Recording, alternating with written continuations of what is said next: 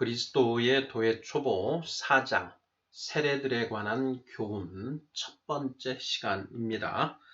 개관 순서인데요. 개관이라는 소제목 하에 6개의 질문으로 구성되어 있습니다. 질문을 먼저 읽어보도록 하겠습니다.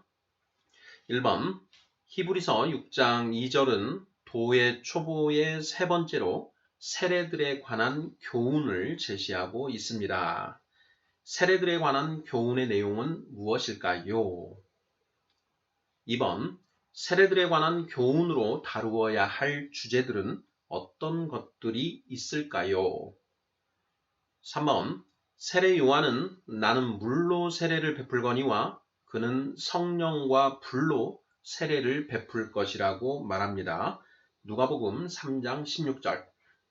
요한이 물로 베푸는 세례는 어떤 의미가 있나요? 요한복음 1장 31절, 사도행전 13장 24절 참조. 4번 불과 성령으로 베푸는 세례는 어떤 의미의 세례인가요? 5번 불은 뜨겁다는 의미인가요? 밝다는 의미인가요? 6번 출애굽 당시 이스라엘 백성들은 어떻게 세례를 받았나요? 고린도전서 10장 1, 2절 참조. 자, 이렇게 해서 모두 6개의 질문으로 되어 있습니다. 자, 그리스도의 도의 초보 이제 4장이 시작되었습니다. 지난 3장은 하나님께 대한 신앙이었죠.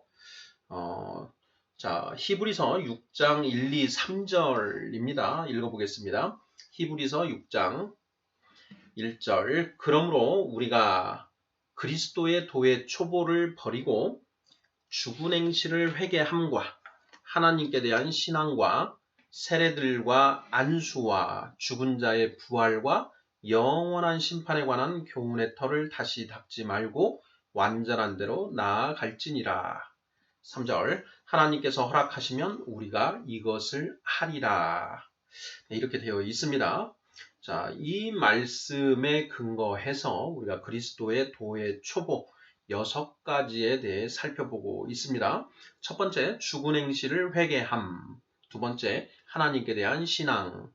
세 번째, 세례들에 관한 교훈. 네 번째, 안수에 관한 교훈. 다섯 번째, 죽은 자의 부활에 관한 교훈. 여섯 번째, 영원한 심판에 관한 교훈. 이렇게 6가지를 살펴보고 있습니다. 자, 지금까지 우리가 제1장 그 서론 부분, 그리고 제2장 죽은 행실을 회개함, 제3장 하나님께 대한 신앙까지 공부를 했고요. 이제 4장 세례들에 관한 교훈을 이제 공부하고자 합니다. 1번부터 이제 문제를 통해서 한번 깊이 있게 들어가 보도록 하겠습니다. 자, 1번 히브리서 6장 2절은 도의 초보의 세 번째로 세례들에 관한 교훈을 제시하고 있습니다. 세례들에 관한 교훈의 내용은 무엇일까요? 하는 질문입니다. 제가 이제 이 히브리서 6장 1, 2, 3절 그리스도의 도의 초보를 이제 그 묵상할 때요. 세례들에 관한 교훈에 대해서 묵상을 하면서 과연 세례들에 관한 교훈은 무엇일까? 예, 이런 부분들에 대해서 생각을 해봤는데 상당히 처음에는 막연하게 느껴졌습니다. 과연 세례들에 관한 교훈, 예, 세례에서 우리는 어떠한 교훈을 우리가 받아야 되는가 하는 그런 질문인데요. 바로 이 세례들에 관한 교훈의 내용이 무엇일까 하는 것이 이 묵상의 출발점입니다. 그래서 이제 그리스도의 도의 초보 4-1 첫 번째 시간에서 1번 문제로 자, 세례들에 관한 교훈의 내용이 무엇일까 하는 그런 질문을 이제 던지는 것이고요. 자, 이 질문에 이제 답하는 것이 앞으로 12번에 거쳐서 살펴볼 그런 그 내용들이 되겠습니다.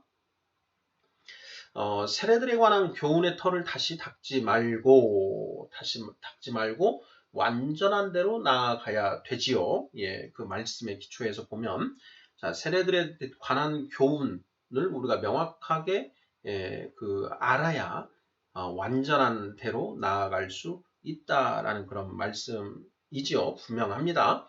자, 앞으로 12번에 거쳐서 이 세례들에 관한 교훈이 과연 무엇인지 살펴보고자 합니다. 자, 2번 질문입니다. 자, 세례들에 관한 교훈으로 다루어야 할 주제들은 어떤 것들이 있을까요? 이렇게 되어 있습니다. 세례들에 관한 교훈. 저는 이제 이 문제를 살펴볼 때 제가 이제 그 성경에서 세례에 관해 언급된 그런 말씀들을 모두 이렇게 찾아서 한번 종합적으로 살펴볼 필요가 있겠다라는 이제 그런 생각들을 했습니다. 이제 그러한 어떤 그 맥락 하에 주제들을 이제 좀 뽑아서 유형화를 시키는 작업들이 이제 이루어져야 되는데요. 자, 먼저 세례들이라고 되어 있습니다. 안수는 그냥 안수 하나로 이렇게 지칭하고 있는데 세례의 경우에는 세례들이라고 복수형으로 되어 있어서 세례에 몇 가지 유형이 있구나, 몇 가지 종류, 세례에 몇 가지 여러 가지 유형이 구분되어 있구나라는 것을 일단 추론해 볼 수가 있습니다. 그러면 과연 이 세례에 어떤 것들이 있는 것인가 하는 그런 이제 문제부터 살펴봐야 되겠죠. 이와 관련해서 이제 뒤에서도 살펴보겠지만 세례 요한이 베푼 세례가 있고요. 또 그 예수님의 제자 사도들이 예수님의 이름으로 또 베푼 세례가 있습니다. 이 두 가지 세례가 좀 대표적이지요. 그리고 또 그 출애굽한 이스라엘 백성들이 그 모세의 인도하에 자, 구름과 바다에서 세례를 받았다. 또 이런 표현이 고린도전서 10장 1절, 2절에 이제 나오는데요. 도대체 그 말씀은 또 무슨 의미일까 하는 것들, 이런 것들을 우리가 생각해 볼 수 있습니다. 그래서 성경에 등장하는 세례에 어떤 것들이 있는가라는 것들을 좀 찾아볼 필요가 있다라는 것이고요. 또 세례가 도대체 어떤 의미가 있는 것인가? 또 세례에는 어떤 효력이 있는가? 세례가 하나의 의식 또는 예식에 불과한 것인지 아니면 세례 그 자체로 어떤 효력이 발생하는 것인지 이런 부분들을 이렇게 살펴보아야 되고요. 또 세례 요한이 나는 물로 세례를 베풀거니와 그는 예수님은 성령과 불로 세례를 베풀 것이다. 이렇게 이제 또 그 이야기했는데요. 과연 물 세례, 성령 세례, 불 세례가 어떻게 다른가? 또 그 세례들은 어떤 의미가 있는 것인가 하는 것들, 이런 것들도 우리가 그 자세히 살펴봐야 될 그런 주제들이 아닐까 이렇게 생각해 볼 수 있는 것 같습니다. 자, 3번 문제 보겠습니다. 세례 요한은 나는 물로 세례를 베풀거니와 그는 성령과 불로 세례를 베풀 것이라고 말합니다. 누가복음 3장 16절. 요한이 물로 베푸는 세례는 어떤 의미가 있나요? 자, 요한복음 1장 31절, 사도행전 13장 24절 참조 되어 있습니다. 자, 누가복음 3장 16절을 읽어보도록 하겠습니다. 자, 요한이 모든 사람에게 대답하여 이르되 나는 물로 너희에게 세례를 베풀거니와 나보다 능력이 많으신 이가 오시나니 나는 그의 신발끈을 풀기도 감당하지 못하겠노라. 그는 성령과 불로 너희에게 세례를 베푸실 것이요. 이렇게 되어 있습니다. 예. 자, 이 표현에서 우리가 알 수 있는 것은요. 자, 요한이 스스로 자신은 나는 물로 세례를 베푼다. 이렇게 이야기를 하고 있습니다. 자, 요한이 물로 베푸는 세례는 어떤 의미가 있는 것일까 하는 그런 질문입니다. 자, 이와 관련해서 자, 요한복음 1장 31절은 이렇게 되어 있습니다. 자, 나도 그를 알지 못하였으나 내가 와서 물로 세례를 베푸는 것은 그를 이스라엘에 나타내려 함이라 하니라. 이렇게 되어 있습니다. 내가 물로 세례를 베푸는 것은 그를 이스라엘에 나타내려 함이라. 그는 그리스도죠. 자, 예수님이 그리스도라는 사실을 이스라엘에 나타내는 것이 나의 세례의 목적이다. 이렇게 이야기를 하는데요. 그렇다면 그 세례 요한의 세례는 예수 그리스도를 이스라엘에 드러나게 하는 것의 의미를 가지고 있구나 하는 것들을 우리가 짐작해 볼 수 있습니다. 그래서 이것도 이제 그 뒤에 나중에 좀 구체적으로 깊이 있게 한번 좀 살펴보면 좋을 것 같고요. 또 사도행전 13장 24절을 보면 이렇게 되어 있습니다. 그가 오시기에 앞서 요한이 먼저 회개의 세례를 이스라엘 모든 백성에게 전파하니라 이렇게 되어 있습니다. 사도 바울이 이 세례 요한이 베푼 세례가 예수 그리스도가 오시기 전에 회개의 세례를 이스라엘 모든 백성에게 전파한 것이다. 이렇게 이제 규정하는 것인데요. 이것이 무슨 의미일까? 회개의 세례라고 되어 있는데 이 회개의 세례가 도대체 무슨 의미인가 하는 것도 좀 깊이 있게 살펴보아야 하지 않을까 싶습니다. 자, 이것도 뒤에 자세히 살펴보도록 하겠습니다. 자, 4번. 불과 성령으로 베푸는 세례는 어떤 의미의 세례인가요? 3번 문제에서 본 것처럼 세례 요한이 나는 물로 세례를 베풀지만 내 뒤에 오실 그분 예수님은 성령과 불로 세례를 베풀 것이다. 불과 성령으로 세례를 베풀 것이다. 이렇게 스스로 이야기하고 있습니다. 요한은 물로 세례를 베풀었다. 물 세례를 베풀었다. 그런데 내 뒤에 오실 분은 불과 성령으로 세례를 베푸실 것이다. 이렇게 이야기하고 있는 것이죠. 자, 그러면 이 불과 성령으로 베푸는 세례는 도대체 어떤 의미의 세례인가 하는 질문을 우리가 당연히 가져볼 수밖에 없습니다. 또한 누가복음 3장 16절 이 말씀을 통해서 세례 요한이 베푼 세례는 물 세례, 예수님이 베푸실 세례는 성령과 불 세례로 같은 세례인가 다른 세례인가 하는 것도 이제 우리가 살펴보아야 하죠. 세례 요한의 세례와 예수님의 이름으로 베푸는 세례는 같은 세례인가 다른 세례인가 하는 그런 거죠. 일단 세례 요한의 진술에 의하면 다른 세례다라는 뉘앙스를 풍기고 있습니다. 자, 다르다면 과연 어떻게 다른 것인가 하는 것들 이것도 우리가 명확하게 좀 규명해야 될 그런 주제가 아닐까 싶습니다. 자, 5번 문제 보겠습니다. 자, 불은 뜨겁다는 의미인가요? 밝다는 의미인가요? 내 뒤에 오시는 분은 성령과 불로 세례를 베풀 것이다. 이렇게 이제 세례 요한이 말을 하고 있는데, 자, 거기에 불은 뜨거운 불을 의미하는가, 밝은 불을 의미하는가 하는 그런 질문입니다. 오순절 성령 강림 사건 때 불 같은 것이 불이 이 뱀의 혀처럼 임하였다 하는 그런 표현이 나오죠. 자, 사도행전 2장입니다.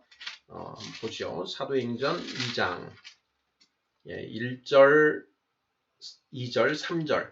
자, 오순절 날이 이미 이름에 그들이 다 같이 한 곳에 모였더니 호련히 하늘로부터 급하고 강한 바람 같은 소리가 있어 그들이 앉은 온 집에 가득하며 3절 마치 불의 혀처럼 갈라지는 것들이 그들에게 보여 각 사람 위에 하나씩 임하여 있더니 4절 그들이 다 성령의 충만함을 받고 성령이 말하게 하심을 따라 다른 언어들로 말하기를 시작하니라 이렇게 되어 있습니다. 여기에 보면 성령이 불의 혀처럼 이렇게 갈라지는 형상으로 이게 이제 임한 것을 알 수가 있지요.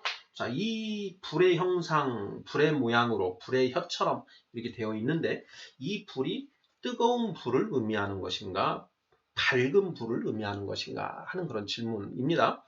우리 성도님들께서는 어떻게 생각하시나요?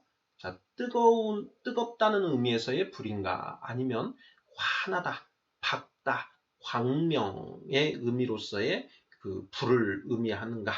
예, 어떻게 그 답을 하시겠습니까? 저는 이제 밝다는 의미로 해석을 하는 게 맞지 않을까 이런 생각을 해봅니다. 자, 근거 말씀은 요한일서 1장 5절을 들 수가 있는데요. 자, 우리가 그에게서 듣고 너희에게 전하는 소식은 이것이니 곧 하나님은 빛이시라. 그에게는 어둠이 조금도 없으시다는 것이니라. 이렇게 되어 있습니다. 자, 하나님은 빛이시다. 성부, 성자, 성령 하나님 모두 빛이신 것이지요. 그 빛인데 이게 뜨거운 빛인가? 환한 밝은 빛인가? 어둠이 조금도 없으시다는 것이다. 하니 환한 빛이다 라는 것을 알 수 있죠. 자, 그러면 불과 성령으로 베푸는 세례에서 불은 뜨겁다는 의미일까? 밝다는 의미일까? 당연히 밝다는 의미로 우리가 생각해 봐야 되지 않을까 싶습니다. 네. 자, 6번 문제입니다. 자, 출애굽 당시 이스라엘 백성들은 어떻게 세례를 받았나요? 자, 고린도전서 10장 1, 2절 되어 있는데요. 자, 먼저 본문을 읽어보죠. 자, 형제들아, 나는 너희가 알지 못하기를 원하지 아니하노니 우리 조상들이 다 구름 아래에 있고 바다 가운데로 지나며 모세에게 속하여 다 구름과 바다에서 세례를 받고 이렇게 되어 있습니다. 출애굽한 이스라엘 백성들이 모세에게 속하였다라고 하는 이 표현도 우리가 좀 눈여겨봐야 될 표현인데요. 자, 구름과 바다에서 세례를 받았다 이렇게 또 표현하고 있습니다. 구름과 바다. 그러니까 구약 시대에도 세례가 있었다라는 의미죠. 이 세례가 신약 시대에 세례 요한이 와서 세례를 베풀고 또 예수님이 세례를 베풀고 한 그때 세례가 처음 나타난 것이 아니요. 그 구약 시대에도 이 세례가 있었다라는 그런 의미로 읽혀지는데요. 과연 그런 의미가 맞는 것인지, 그리고 이러한 그 구름과 바다에서 세례를 받는다는 것이 어떤 의미인 것인지, 이런 부분들도 우리가 좀 살펴보아야 할 그런 내용들이 아닐까 싶습니다. 자, 그리스도의 도의 초보 4장 세례들에 관한 교훈 첫 번째 시간으로 개관이라는 제목 하에 6가지 질문들을 살펴보고 있습니다. 세례들에 관한 교훈, 자, 과연 이 어떤 교훈을 받아야 되는가? 우리가 세례에 대해서 좀 명확한 개념과 그 어떤 정확한 이해가 있어야 우리가 그 다음 단계인 완전한 대로 나아갈 수 있다. 이렇게 지금 분명히 성경은 말씀하고 있지 않습니까? 자, 세례들에 관한 교훈, 그 내용들, 앞으로 어떤 내용들을 살펴봐야 할지 한번 같이 함께 생각해보는 그런 시간이 되었으면 합니다. 아멘.